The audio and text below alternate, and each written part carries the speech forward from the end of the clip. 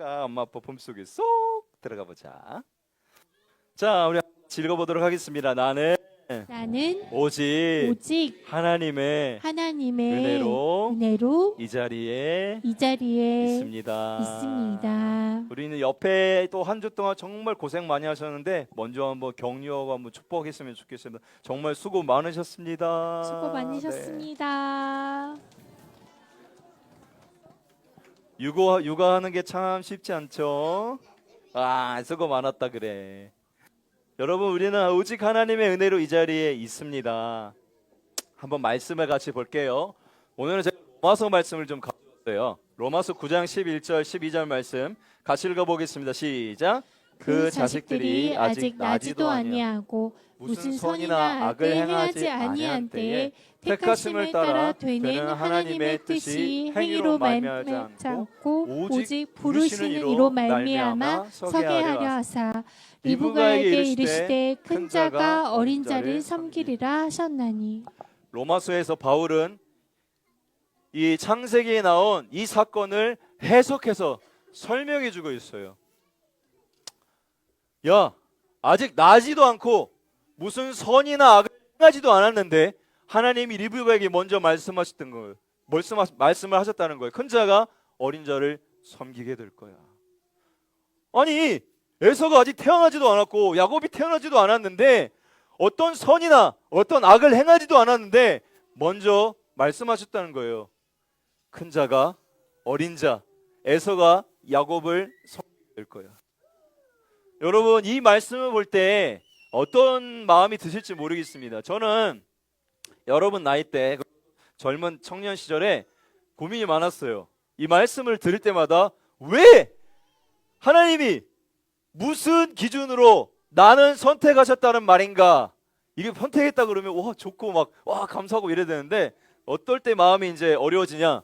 내가 전도하려는 저 친구, 내가 믿지 않았을 때 엄마에게 복음을 전할 때 하나님이 이 엄마를 선택하지 않으셨으면 내 복음을 전하는 이게 무슨 상관이 있단 말인가? 하나님이 저 친구를 선택하지 않으셨으면 내가 복음을 전하는 지금 이게 뭔 필요가 있을까? 이런 생각에 빠져서 굉장히 마음이 혼란스러웠던 적이 있습니다. 여러분은 어떠신가요? 여러분이 이런 마음 속에서 어떤 해답을 얻으셨습니까? 고민을 해본 적이 없으시군요. 예, 근데 재미있는 건요, 성경은 분명하게 얘기한다는 거예요. 에베소서에는 1장 4절에 창세 전에 우리를 택하시고 거룩하게 하시고 그의 사랑을 보여. 창세 전에 택하셨대. 어떻게 그럴 수가 있는가? 예, 우리의 생각이 여러 가지 고민과 질문들이 있겠지만 분명한 건 다시 말씀 속에 돌아와서 하나님이 우리를 택하시는 기준이 나의 의로움, 나의 선함과는 상관없다. 오직 부르시는 이 하나님의 뜻대로 이 자리에 앉아있다라는 것만은 분명한 것 같아요. 그러니 우리가 먼저 기억해야 할 것은 내가 이 자리에 있는 것은 나의 선한 의로운 행위, 나의 아빠 엄마가 신앙생활을 해서 그런 모든 것이 아니라 오직 부르시는 이의 뜻대로 이 자리에 있는 줄로 믿습니다. 그래서 은혜라는 거예요. 여러분, 하나님이 여러분을 부르셨기에 이 자리에 있습니다. 그 누구도 하나님이 부르시지 않았는데 하나님께 나올 수 있는 자는 없다는 거예요. 그렇기 때문에 우리가 그 가운데 은혜로 말미암아 먼저 이것을 고백할 수 있다. 두 번째, 그렇다면 이런 질문을 하나님 왜 쟤는 선택했고 이 사람은 선택하지 않았고 그런 하나님 저는 안 믿어요. 하나님 불의하신 하나님 같아요. 공평하지 않아요. 하나님 무슨 기준으로 나를 택하고 저 사람 안 택하고 이렇게 하시는 거예요. 하나님은 공의롭지 않은 것 같아요 라고 하는 질문이 로마서에 그 다음에 또 나와요. 같이 읽어봅시다. 시작. 그런즉 우리가 무슨 말을 하리요? 하나님께 불의가 있느냐? 그럴 수 없느니라. 모세에게 이르시되 내가 긍휼히 여길 자를 긍휼히 여기고 불쌍히 여길 자를 불쌍히 여기리라 하셨으니. 하나님께 불의가 있느냐? 하나님 불공평한 것 같아요. 하나님 공평하신 하나님 아닌 것 같아요 라고 막 이렇게 말하는 게 맞느냐라는 얘기예요. 하나님 그런 공평과 공의를 얘기할 수 있느냐? 그럴 수 없다. 왜 그러냐면 여러분, 아담이 범죄한 이후로 모든 사람은 사망의 길로 접어들었습니다. 모든 사람이 죄를 범하며 하나님의 영광에 이를 수 없다고 얘기했어요. 모든 사람이 실은 하나님이 다 심판 가운데 다 심판하셔도 하나님은 공의로우세요. 맞습니까? 그 중에 내가 하나님이 한 사람을 구원하시다고 작정을 하셔도 하나님은 공의로우세요. 맞습니까? 하나님은요, 우리가 하나님 앞에 하나님 불의한 것 같아요, 하나님 공의롭지 않으신 것 같아요 하는 그 자체가 실은 우리 마음 가운데 있는 죄성 때문에 그래요. 죄성 때문에. 그래서 막 질문하는 거예요. 아, 불의하지 않은 것 같아, 공평하지 않은 것 같아. 하지만 모든 사람이 실은 아담의 범죄한 가운데 다 사망 가운데 이르렀습니다. 그 중에 한 사람이 구원한다고 해도 하나님이 여전히 공의로운 분이세요. 그러면서 우리가 마지막 이렇게 얘기해 볼 수 있을 것 같아요. 자, 제가 이제 이 말씀을 하면서 제 안에 스스로 정리한 부분은 이 말씀 때문이었는데요. 그 다음에 로마서 이렇게 얘기합니다. 같이 읽어봅시다. 이 사람아, 시작. 이 사람아, 내가 누구에게 감히 하나님께 반문하느냐? 지음을 받은 물건이 지은 자에게 어찌 나를 이같이 만들었느냐 말하겠느냐? 토기장이가 진흙 한 덩어리로 하나는 귀 쓸 그릇을, 하나는 천이 쓸 그릇을 만들 권한이 없느냐? 다른 것은 이것입니다. 아, 나의 죄성 때문에 결국은 하나님의 주권을 인정하지 않고 하나님의 하나님을 되심을 인정하지 않고자 하는 그런 마음이 계속해서 나를 이런 질문들 가운데 파묻히게 하는 것이구나. 결국 하나님이 주인이십니다. 하나님이 토기장이십니다. 하나님께 모든 그러한 권한이 있습니다 라고 인정하고 난 뒤에는 우리가 그런 질문이 의미가 있어요, 없어요? 아무 의미가 없어요, 여러분. 아무 의미가 없어요. 하나님이 토기장이심을 완전히 인정하고 주권을 인정하면요, 실은 그런 질문은 아무 의미가 없어요. 그러므로 하나님이 온전히 주권자 토기장이심을 인정하고 우리가 이 질문 앞에 가져야 될 태도는 이렇습니다. 같이 고백해 보겠습니다. 하나님의 은혜에 시작. 하나님의 은혜에 감사하며 하나님의 주권을 인정하십시오. 우리가 가져야 될 온전한 태도는 이거예요. 아, 하나님이 나를 선택해 주셨다고, 하나님이 장세전에 나를 부르셨다고, 하나님 이렇게 죄 많고 이렇게 날마다 하나님 앞에 어기고 이렇게 날마다 예배하는 가운데도 다른 마음으로 막 이랬다 저랬다 하는 저 같은 사람을 하나님 저를 사랑해 주시고 땅에 보내서 나의 그 모든 죄를 속해 주셨다고요. 그만큼 나를 사랑하신다고요. 하나님 감사합니다. 저 같은 사람을 구원해 주시고 사랑해 주셔서 감사합니다. 은혜에 감사하며 하나님의 주권을 인정하는 것입니다. 그것이 우리가 해야 될 유일한 태도인 줄로 믿습니다. 같이 한번 말씀을 읽어봅시다. 그래서 이것을 깨달은 바울은 결국 이렇게 고백해요. 고린도서 15장 10절 시작. 그러나 내가 나된 것은 하나님의 은혜로 된 것이니 내게 주신 그의 은혜가 헛되지 아니하여 내가 모든 사도보다 더 많이 수고하였으나 내가 한 것이 아니요 오직 나와 함께 하신 하나님의 은혜로다. 아멘. 나의 나된 것은 하나님의 은혜로 된 것이구나.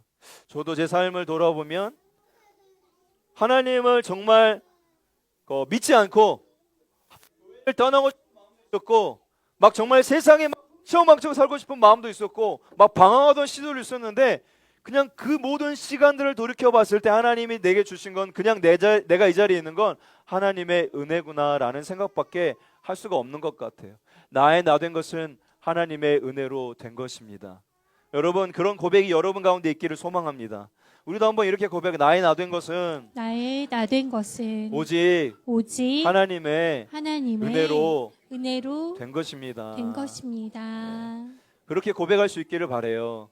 오늘 담임 목사님께서 설교 말씀 중에 그런 얘기를 나누셨어요. 본인이 목회자 아들로 태어나서 아빠, 엄마, 그리고 목회자의 가난한 삶과 어렸을 때부터 나의 의지와 상관없이 나를 서원한 그런 것들이 너무 싫어서 중학교 2학년 때 정말 방황을 엄청나게 했대요. 나 절대 목사 안 할 거야.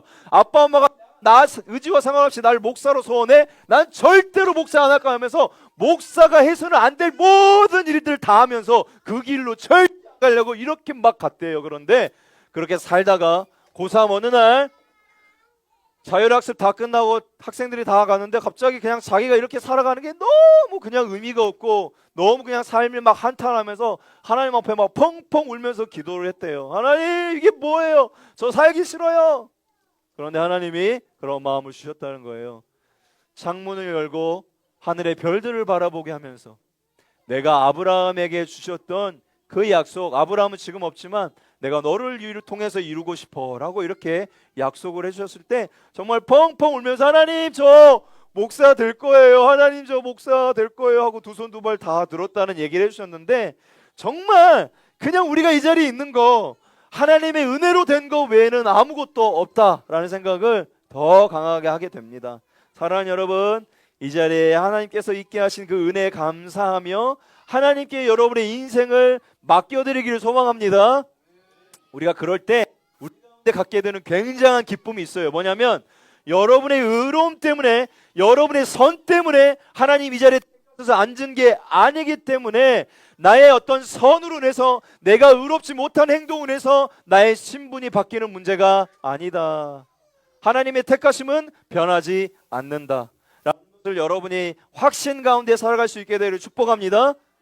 그러니 아무도 흔들 수 없는 나의 구원 속에 평안과 기쁨을 누리며 그분과 하루하루 기쁨으로 동행할 수 있는 아름다운 하루하루가 될 수 있기를 주님의 이름으로 축원드립니다. 우리 같이 기도할까요?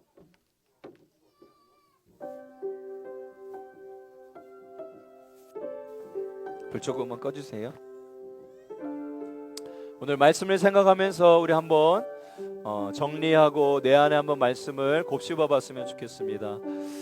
하나님, 저에게도 많은 방황의 시간이 있었습니다. 또 도망가고 싶은 시간도 있었습니다. 다 내려놓고 싶은 시간도 있었습니다.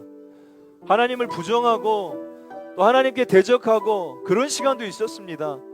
그런데 하나님, 지금 이 자리에 제가 있게 하신 것, 그것이 다 하나님의 은혜라는 것을 제가 깨닫게 하여 주시었고, 날마다 그렇게 하나님 나에게 은혜로 이 자리의 삶을 이끌어 주신 것처럼 앞으로도 이끌어 가실 것이라는 확신 가운데 살아갈 수 있는 하루하루가 되게 하여 주시옵소서. 주님, 나를 불러주심에 감사합니다. 우리 감사의 기도를 한번 드렸으면 좋겠습니다. 기도하겠습니다. 사랑이 많으신 하나님 감사합니다. 여러 가지 삶의 여정들을 살아왔습니다. 아버지 하나님, 방황의 시간도 있었고 정말 고통의 시간도 있었고 교회를 떠나고 싶고 또 하나님 모든 것을 내려고 싶은 하나님 아버지 그런 순간들도 있었습니다. 그런데 하나님, 하나님의 은혜로 제가 있습니다. 하나님의 은혜로 우리 가정이 있습니다. 하나님의 은혜로 우리 자녀가 있습니다. 하나님의 은혜로 하나님 제가 이 자리에 있습니다. 제가 이 자리에 있는 것 자체가 하나님 기적입니다. 하나님 그것에 감사하며 하나님 아버지 다시 한번 돌이키며 하나님 나가게 하여 주시옵소서. 하나님 앞에 나가게 하여 주시옵소서. 주님을 고백하기를 원합니다. 주님은 토기장이십니다. 주님은 토기장이십니다. 하나님의 주권을 인정하기를 원합니다. 그 가운데 나가는 우리의 하나님 아버지 삶이 되게 하시고 평안과 기쁨 가운데 살아갈 수 있도록 인도하여 주시옵소서.